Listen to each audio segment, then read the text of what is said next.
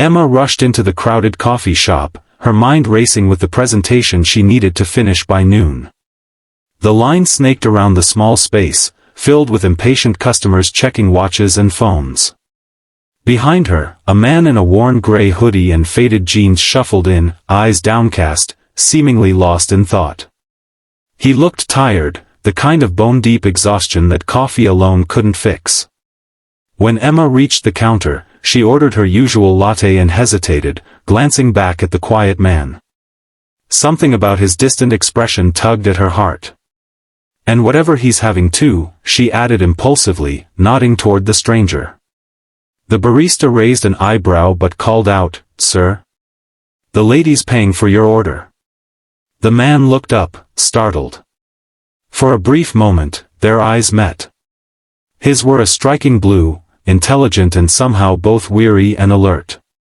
He seemed about to protest, but Emma waved him off with a smile. "Pay it forward someday," she said, grabbing her coffee and hurrying out the door, already late for work. What Emma didn't know was that the man in the hoodie was Daniel Harrington, founder of Horizon Technologies and worth over $11 billion. What she couldn't have guessed was that he had spent the past 3 years hiding behind increasingly elaborate disguises, trying to find someone who would see him, really see him, not his wealth or power. Daniel watched her leave, the small act of kindness lingering in his mind long after the coffee was gone. Daniel hadn't always been wealthy. Born to working-class parents in a small Midwestern town, he'd built his tech empire from a college dorm room algorithm that revolutionized data security.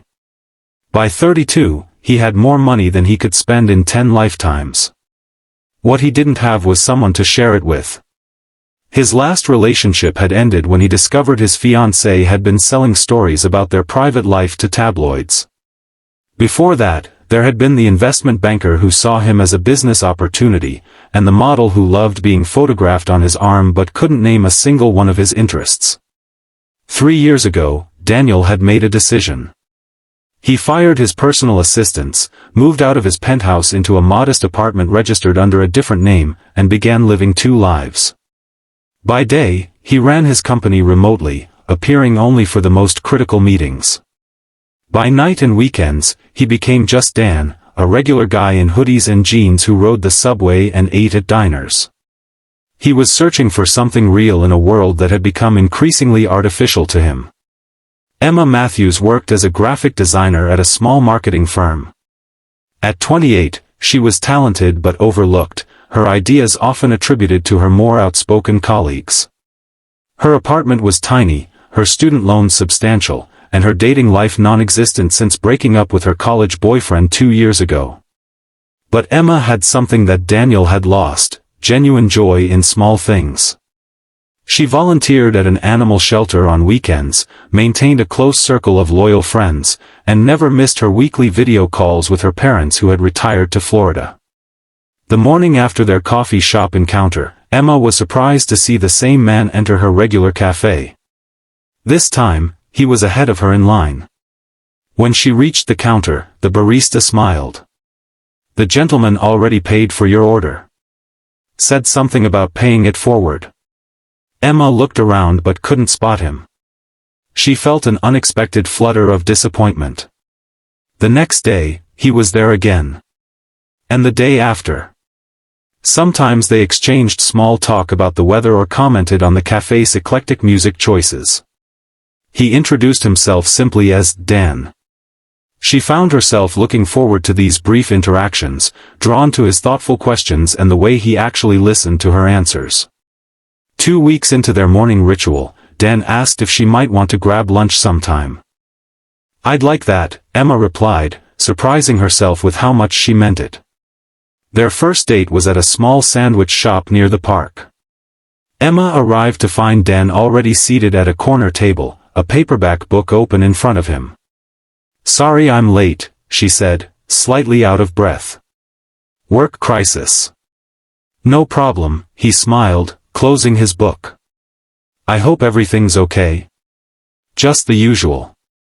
Client changed their mind about the entire campaign concept the day before presentation. Dan nodded sympathetically. "That sounds frustrating." "It is, but that's the job. Emma shrugged. What about you? You've never actually told me what you do. Dan hesitated. I work in tech.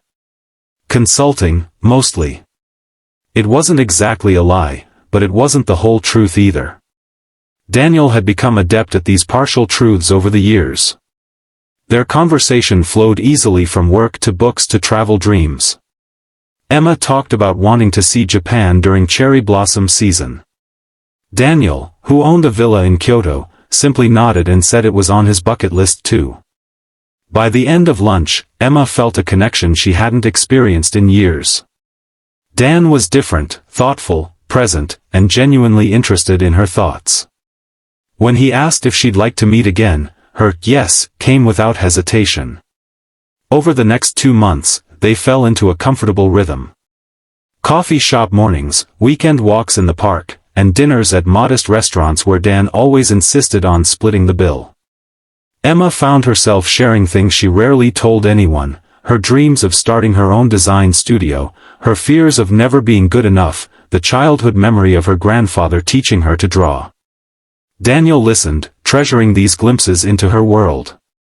With Emma, he felt like himself for the first time in years. Not Daniel Harrington, billionaire CEO, but just Dan, a man with hopes and insecurities like anyone else. But as their relationship deepened, his dual life became increasingly difficult to maintain. He invented business trips to explain his absences when company emergencies required his attention. He redirected conversations whenever they veered too close to his actual circumstances. The lies of omission were beginning to weigh on him. The breaking point came on a rainy Tuesday evening.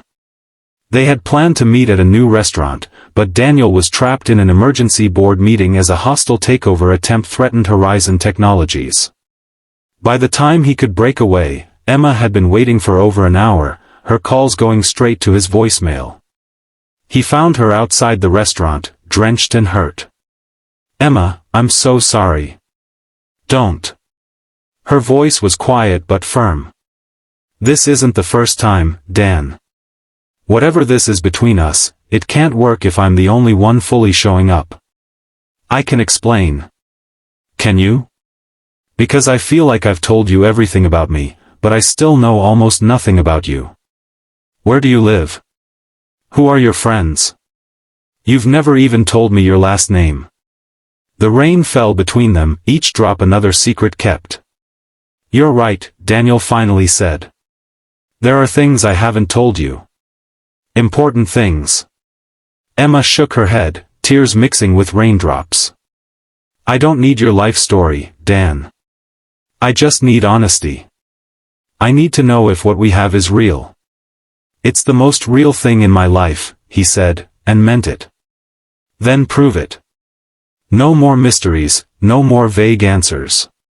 Just truth. Daniel nodded slowly. Tomorrow. Meet me at the coffee shop where we first met. I'll tell you everything. Emma studied his face for a long moment. One more chance, she said finally. That's all I have left to give. That night, Daniel paced his modest apartment, weighing his options. He could continue the charade, invent a more convincing backstory, maybe even create a fake apartment to show her. But the thought made him sick. Emma deserved better. Or he could tell her the truth and risk losing the only genuine connection he'd found in years. Would she believe him? Would she think he'd been playing some elaborate game? Worse, would knowing change how she saw him? By morning, he had made his decision. Emma arrived at the coffee shop precisely at 9, her heart pounding. Part of her expected Dan wouldn't show, that this would be the disappointing end to what had felt like something special. But he was there, sitting at a corner table, 2 coffees waiting. He looked different somehow, his posture straighter, his expression more serious. He wore a crisp button-down shirt instead of his usual hoodie. Thank you for coming, he said as she sat down. I said I would. Daniel took a deep breath. My name is Daniel Harrington. I'm the founder and CEO of Horizon Technologies. Emma stared at him blankly. Horizon Technologies, he repeated. The data security company? Recognition flickered in her eyes, followed quickly by confusion. Wait, that Horizon? The Fortune 500 company? Daniel nodded. That's not possible. Daniel Harrington is. She trailed off, pulling out her phone and typing rapidly. Her eyes widened as she looked from the screen to his face and back again. Oh my God. I know this is a lot to take in. A lot to take in? Emma's voice rose slightly. You're worth. She stopped, looking around before leaning forward to whisper, the internet says you're worth $11 billion. 11.4, as of yesterday's market close, Daniel said with a grimace. But that's not who I am. Not really. Then who are you? Because I thought I knew, but clearly I was wrong. Daniel reached for her hand, but she pulled back. Everything between us has been real, Emma. My feelings for you, our conversations, the connection we've built, that's all genuine. The only thing I hid was my background and my job. Only? Emma laughed incredulously. That's like saying the only thing the Titanic hit was just some ice. This isn't a small detail, Dan, or Daniel, I guess. I know. And I'm sorry for not being honest sooner. But try to understand, when people know who I am, everything changes. They want something from me, or they see me as a walking bank account, or they treat me differently. So you lied to me because you assumed I'd be like everyone else? The hurt in her voice was palpable. No, Daniel said firmly. I didn't tell you because I was afraid. Afraid of losing what we were building. Afraid you might not believe my feelings were genuine. The longer I waited, the harder it became to find the right moment. Emma sat back, processing. All those times you were late or cancelled, those weren't regular work emergencies, were they? No. Running a global company comes with unpredictable crises. And when I told you about my student loans and you just nodded sympathetically? When I talked about saving for months for my trip to Portland? Daniel winced. I wanted to help. So many times. But I knew offering money would change everything. Emma was quiet for a long moment. I need time to think about this. I understand. No, I don't think you do. Her voice was steady now. You've had years to come to terms with who you are. I've had 5 minutes to realize I've been dating someone completely different from who I thought. Not completely different, Daniel said softly. The man you've been getting to know, his thoughts, his values, his feelings for you, that's the real me. The bank accounts, the company, the public persona, that's just circumstance. Emma stood up. I need space to figure out what's real and what isn't. Please don't contact me for a while. Daniel nodded, his heart sinking. I'll respect that. But Emma, I meant what I said last night. What we have is the most real thing in my life. She looked at him one last time, her expression unreadable, before walking out the door. The next 3 weeks were the longest of Daniel's life. He threw himself into work, attending meetings he would normally handle remotely, reviewing projects that didn't require his attention. Anything to keep his mind occupied. His executive assistant, Marion, who had worked with him for 15 years, finally confronted him. With all due respect, sir, you look terrible. Daniel glanced up from his computer. Thank you for that assessment, Marion. It's a woman, isn't it? Daniel sighed. There was no point denying it, Marion had an uncanny ability to read him. Yes. The one you've been sneaking around with for months? The reason for all those mysterious personal appointments on your calendar? I wasn't sneaking around. I was just. He trailed off, realizing how it sounded. Living a double life? Marion supplied helpfully. Playing Prince and the Pauper? Something like that. Marion sat down across from him. And now she knows who you really are, and she's not speaking to you. Daniel nodded miserably. Did you ever consider that the problem isn't your money, but the fact that you weren't honest with her from the beginning? The words hit home. Daniel had been so focused on Emma accepting his wealth that he'd missed the more fundamental issue. He hadn't trusted her with the truth. What do I do now, Marion? His assistant smiled. For a brilliant businessman, you can be remarkably dense about personal matters. You apologize, properly, and then you give her the space to decide what she wants. Emma spent those same 3 weeks in a state of confusion. She'd searched Daniel Harrington online, finding countless articles about the tech genius who revolutionized data security, the philanthropist who donated millions to education initiatives, and the reclusive billionaire rarely seen at public events. Her friends were divided in their advice. He lied to you for months, Jess pointed out during their weekly dinner. That's a major red flag. But was it really lying? Countered Priya. He told you his real first name. He just omitted some details. Some details? Jess scoffed. Like being one of the richest men in the country? That's not a small omission. Emma sighed. I keep trying to imagine what I would have done in his position. If everyone I dated was after my money, wouldn't I eventually try to hide it too? Maybe, Jess conceded. But for months? The question isn't whether he was right to hide it, Priya said gently.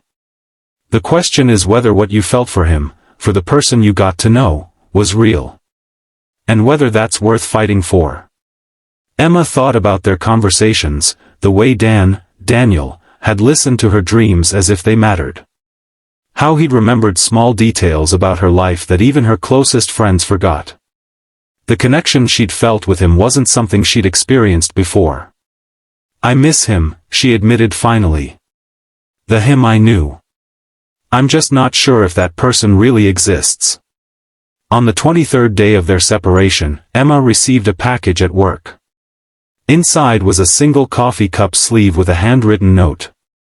The first time we met, you bought coffee for a stranger, expecting nothing in return. It was the kindest thing anyone had done for me in years. I've been trying to deserve that kindness ever since. I failed by not being honest with you, and I'm sorry. If you're willing to talk, I'll be at our coffee shop tomorrow morning at 9. No more secrets. Daniel. Emma stared at the note for a long time, running her finger over the familiar handwriting. Part of her wanted to ignore it, to protect herself from further hurt. But a larger part needed answers, needed to know if the connection they'd shared was worth salvaging. The next morning, she found herself walking toward the coffee shop, her steps slowing as she approached. Through the window, she could see him, Daniel Harrington, billionaire CEO, sitting alone at their usual table, looking as nervous as she felt. He wasn't wearing a disguise this time. His clothes were simple but clearly expensive, and he made no attempt to hide his face from the other patrons. A few people were giving him curious glances, some taking surreptitious photos with their phones. Emma took a deep breath and pushed open the door. Daniel stood immediately when he saw her, hope and anxiety battling in his expression. You came. I'm still not sure why, Emma admitted, sitting down. Thank you for giving me a chance to explain. He hesitated. I had a whole speech prepared, but now that you're here, it seems inadequate. Just tell me the truth, Daniel. All of it this time. He nodded. I grew up in Ohio, parents both factory workers. Everything I told you about my childhood was true. I really did build my first computer from parts one found at the junkyard. I really did get a scholarship to MIT. Emma listened silently as he continued. What I didn't tell you was what?